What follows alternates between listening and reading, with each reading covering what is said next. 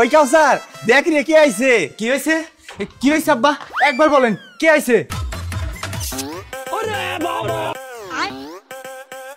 তোর বড় চাচার ছেলে আর ছেলের বউ আসছে। ভাইজান কিছু মনে করেন না, কেমন আছেন? তা বাবাজি কেমন আছো? জি চাচা আছি আলহামদুলিল্লাহ ভালো। বৌমা ভালো আছো? কাউসার দেখতেছি দা হাতে দৌড়ে আসছে, দা নিয়ে আসার কারণটা তো বুঝতে পারলাম না চাচা। আরে ওইটা কিছু না, বাঁশ কাটতে যাইতেছিল তো তাই হাতে দা। ও আচ্ছা আচ্ছা, এটা তাহলে বাঁশ কাটার দা, অন্য কিছু না। ও তাই নাকি?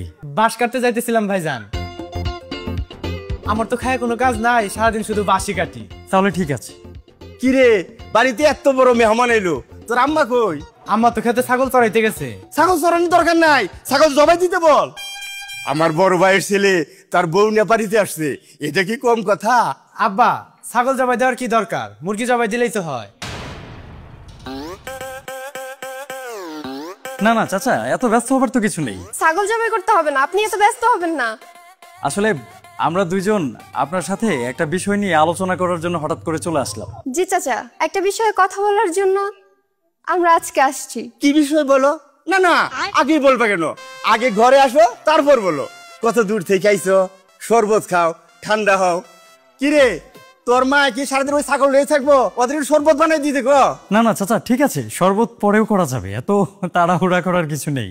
আসলে একটা জরুরি বিষয় আপনার সাথে এখনই আলোচনা করা দরকার। আহা জরুরি কথা তো পরেও বলা যাবে। না মানে চাচা আব্বার ওই যে ক্ষেতের জমিটা, ওই জমির ব্যাপারে। ওই দাও কই রে? আব্বা দাও রেডি আছে, একবার বলেন কি করতে হইব। দাওটা ভাই করছে। এই কি ব্যাপার, তোমার চাচা এমন করে কেন? কি জানি আমিও তো বুঝতেছি না এমন করতেছে কেন। মনে হয় জমির ব্যাপারে কথা বলাটা ভুল হয়েছে। তুমি অন্য কিছু বলো, তা নাহলে কিন্তু বাসায় ঠিকঠাক মতো ফিরতে পারবা না।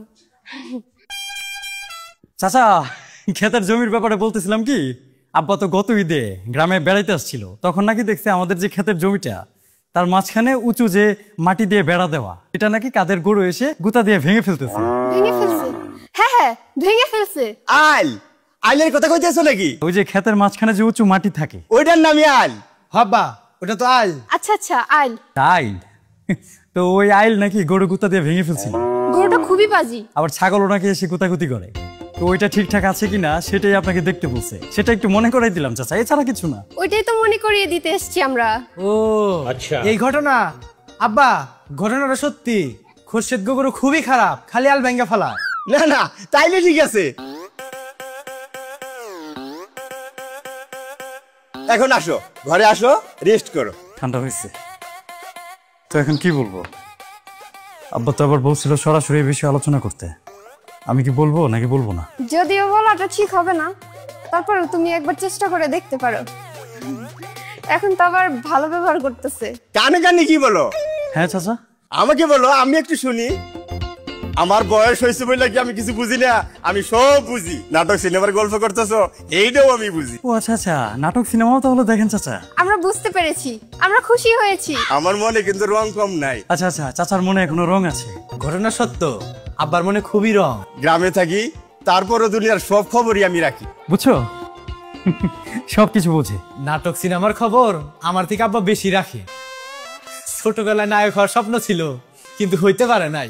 না মানে চাচা আপনি তো জানেন শহরের বাড়িতে আব্বা 6 তলা ফাউন্ডেশন দিয়ে আমাদের বাড়িটা করতেছে, তো 3 তলা করতে যেয়ে হঠাৎ করে কিছু টাকা পয়সা টান পড়ছে, তো ইমার্জেন্সি টাকা দরকার, বোঝেনি? ইদানিং টাকা পয়সা দরকার হলে তো আর কোথাও থেকে ম্যানেজ করা যায় না। আব্বা অবশ্য টাকাটা ম্যানেজ করার অনেক চেষ্টা করছে, নানান জায়গায় বলছে, কিন্তু কোথাও থেকে টাকা ম্যানেজ হচ্ছে না। এই জন্য শেষে কোনো উপায় না পেয়ে আব্বা ভাবলো গ্রামে তো আমাদের ক্ষেতের জমিটা পড়েই আছে, যদি জমিটা বিক্রি করে কিছু টাকা। এই কই দাওড়া, কই দাওড়া দে। আব্বা দাও রেডি আছে, কি করতে হইব একবার খালি কোন।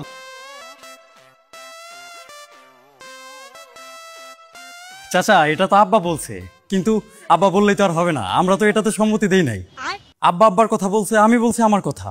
আমাদের শেষ সম্বলটুকু আমরা কেন বিক্রি করে দিব? আমরা যদি আমাদের শেষ সম্বলটুকু আজকে বিক্রি করে দিই, তাহলে শেষ বয়সে আমরা এসে কই থাকবো? এই তো বুঝতে পারছো বাবা, তোমার বুদ্ধি আছে। আমাদের বাচ্চা কাচ্চা হবে, নাতিপুতি হবে, তারা এসে কই থাকবে? এই জমি বিক্রি করা যাবে না। আমি আব্বাকে সরাসরি বলে দিছি কাকা, আপনি কোনো চিন্তা করবেন না। তোমার বুদ্ধি আছে। এই জমি বিক্রি করে দিলে ঈদের সময় যে আমরা আসবো গ্রামে, সেই অবস্থানটুকুও তো আমাদের থাকবে না। এটা তো কোনোভাবেই মেনে নেওয়া যায় না। ভাইজান আপনার অনেক বুদ্ধি, গ্রামে জয় জমি থাকার দরকার আছে। গ্রামে আমাদের জমি জমা আপনারা লুটে পুটে খাবেন, তাহলে সব ঠিক আছে। এ, কিছু বললা? বলো কি বলছিলা, বলো কি ব্যাপার, বলতেছো না কেন? বলো, খুলে বলো, কি কোন সিনেমার কি কাহিনী বলতেছো আমাকে? বলো বলো, আমারই বলো, কি বলতেছিলা? আমরা হিন্দি সিনেমার গানের বিষয়ে একটু আলোচনা করলাম, আপনিও কি আমাদের আলোচনায় সামিল হবেন? তাই নাকি? গানে সেই রকম নাচে, আমি মোরের দোকানে দেখছি। হ্যাঁ চাচা, খুব ভালো নাচে ওরা। তোমার শাশি আবার নামাজ পড়ে তো, বাড়িতে টিভি রাখতে দেয় না। এটা বিরাট সমস্যা, টিভি দেখতে হলে মরে যাইতে হয়। তো চাচি কি একাই নামাজ পড়েন, আপনি পড়েন না? আমিও পড়ি, তবে তোমার শাশির মতো সবসময় পড়তে পারি না। সবসময় পড়বেন চাচা, সবসময় পড়া ভালো।